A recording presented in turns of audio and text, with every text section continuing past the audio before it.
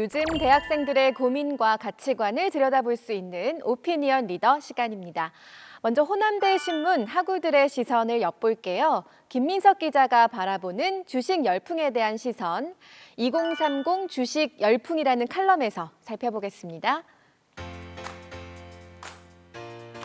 코로나19 사태로 인한 사우디아라비아와 러시아의 석유 전쟁과 전 세계 경기 침체 등 여러 요인이 뒤얽히면서 세계 최대 주식시장인 미국이 9.12 사태 이후 처음으로 서킷 브레이커를 발동했다. 최대 시장인 미국도 잠시 중단할 정도로 코로나19가 불러온 전 세계 경제 위기는 막강했다. 결국 코로나19로 인한 경제 위기에 불안한 투자자들이 주식을 매도하기 시작하면서 주가가 하락했다. 우리나라도 외국 투자자들이 역대급으로 매도를 하게 되면서 경제에 타격을 입을 뻔했으나 일명 개미라고 불리는 개인 투자자들이 외국인들이 판 주식을 적극적으로 사들이게 되면서 개인 투자자와 외국인의 수급이 엇갈린 모습을 동학농민운동에 비유해 동학개미운동이라는 신조어까지 탄생했다. 이 과정에 20, 30대 젊은 주식 투자자들이 많이 유입이 됐다고 하죠. 김 기자 주변에도 주식에 관심을 갖는 친구들이 늘었다고 하는데요. 그래서 친구들에게 왜 주식에 관심을 갖는지 그 이유를 물어봤다고 합니다. 평소 친구들은 돈 모아서 집부터 사겠다고 입버릇처럼 말해왔다. 근데 나날이 천정부지로 치솟아오르는 부동산을 보면서 친구들은 은행에 저축해봤자 초저금리로 이자가 쥐꼬리도 안 되는데 이 돈 모아서 언제 집 사냐고 차라리 은행에 넣을 돈으로 주식에 투자해 수익을 보겠다고 말했다. 하지만 주식으로 돈을 잃을 수도 있기 때문에 나는 100% 이해할 수는 없었다. 우리나라는 어릴 때부터 금융 관련한 교육이 부족한 것과 더불어 대중매체에서 성공한 사람들보다 실패한 사람들의 얘기를 많이 접할 수 있어서 주식이 투자가 아니라 도박이라는 인식이 강한 것 같다. 나 역시도 주식에 대한 시선이 곱지는 않았지만 이번 동학개미운동과 친구들의 활발한 경제활동을 계기로 주식을 다시 한번 생각해 볼 수 있는 시간이 됐다. 주식 투자에 대한 선입견이 있었는데 조금 달리 보고 관심을 가져봐야겠다는 생각을 하게 됐다는 내용이었습니다. 자, 이어서 다음 글 만나보도록 할게요. 네, 홍순현 수습기자가 작성한 집회 꼭 모여야만 할까 읽어보겠습니다.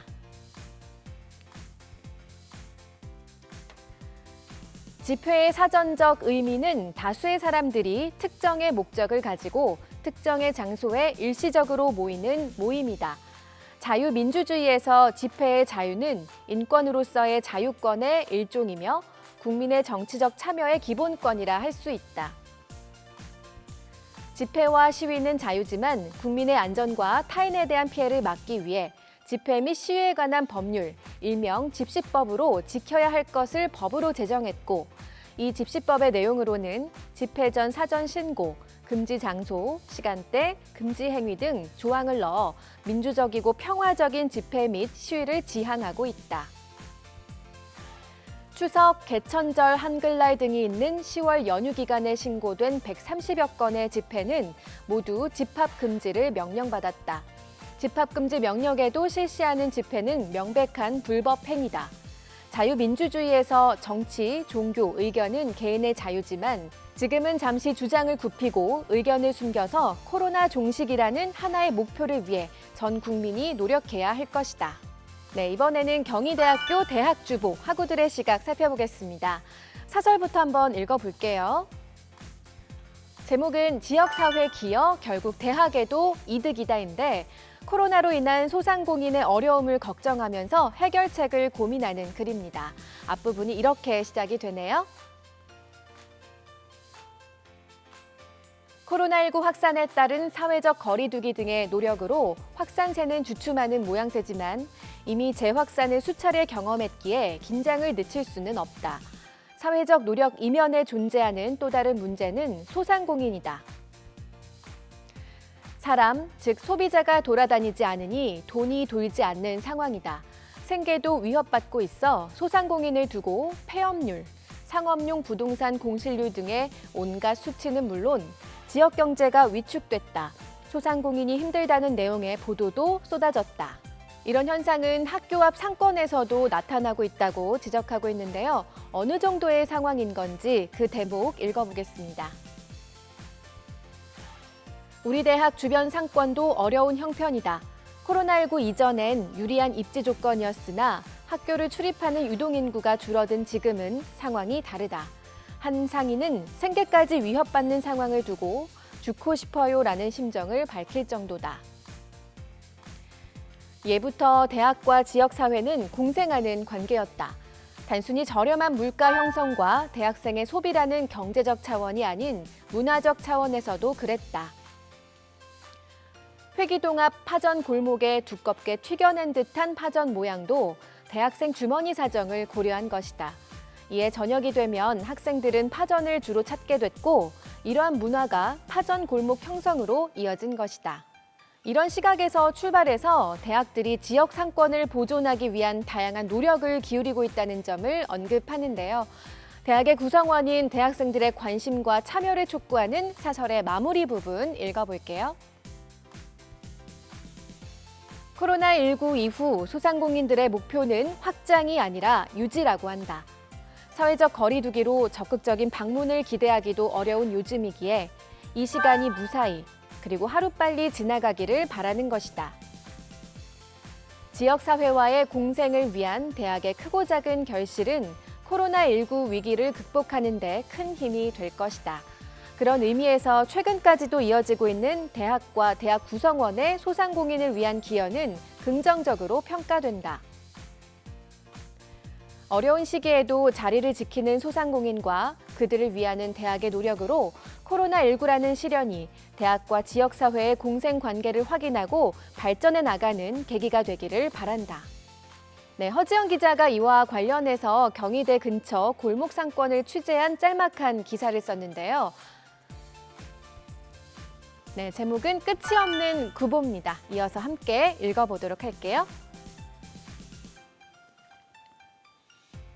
코로나 사태가 장기화되고 비대면 수업이 연장됐다. 자취생들은 방을 정리해 본가로 내려간 지 오래다. 경희대 앞 골목은 점심시간에 북적이지 않게 됐다. 텅 빈 골목을 따라 들어간 가게 안에는 상인들의 한숨이 텅 빈 의자만큼이나 늘고 있었다.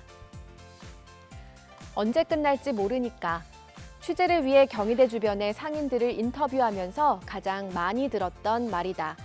가게 정리를 진지하게 고민하던 상인들의 얼굴에는 희망보다 포기의 그늘이 짙어 보였다.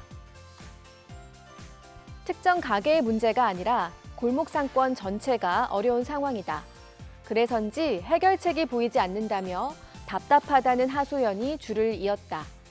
그러면서도 지금까지 찾아준 학생들이 정말 고맙다고 말씀하시는 상인들의 위로를 줄 수 없어 돌아서는 발걸음이 무거웠다. 네, 이 기사와 함께 실린 만평이 있는데요.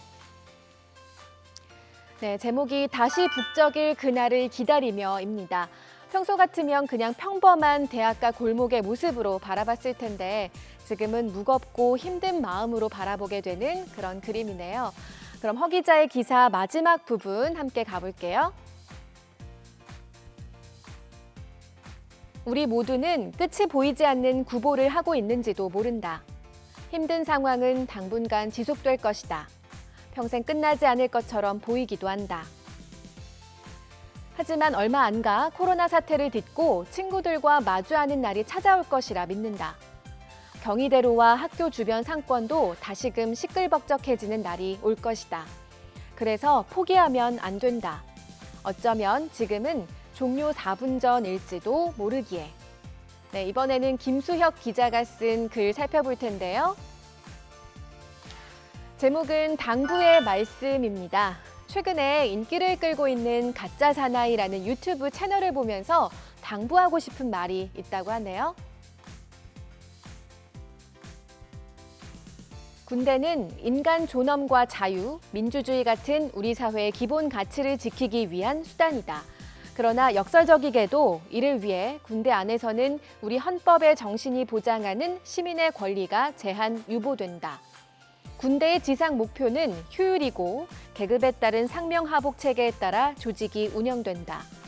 군대의 이런 예외성은 시민 대다수가 인정할 수 있는 현실적인 필요악이라고 할 것이다. 그러나 병영의 문화가 군대 밖으로 스며드는 경우는 엄연히 경계해야 마땅하다. 이는 군인에 대한 사회의 존중과는 하등 무관하다. 시민사회에서 군의 논리와 양식이 작용한다면 이는 그 자체로 민주주의 사회에서 군대의 존재 의의를 무색하게 만들 뿐 아니라 오히려 공동체를 위한 군대의 노고 또한 허사로 돌리는 일이다. 군대의 예외성은 군대가 예외로 남아있을 때만 의미가 있다. 과민 반응으로 보일지도 모르겠으나 우리는 이미 병영화된 사회 문화가 빚어낸 어제와 오늘의 패단을 무수히 알고 있지 않은가? 군대 문화가 자칫 일반 사회의 문화로까지 넘어올 수 있다는 우려. 그렇게 될 경우 사회는 물론이고 군대의 존재 의미까지 퇴색된다는 지적이었는데요. 마지막 멘트까지 읽어볼게요. 가짜 사나이는 어디까지나 개인 유튜브 채널을 통해 올라오는 영상물이다. 방송 심의 대상도 아니며 내용이나 파급 효과에 대해 제작진에게 도의적인 차원의 책임 의식 이상을 요구하는데도 한계가 분명하다. 그래서 결국 우려의 목소리는 보고 즐기는 이들을 향해 모두가 알고 있을 사실을 되새기는 당부가 될 수밖에는 없을 듯하다. 네, 여기까지 학우들의 목소리를 뒤로 하고요. 다음 코너로 이동하겠습니다.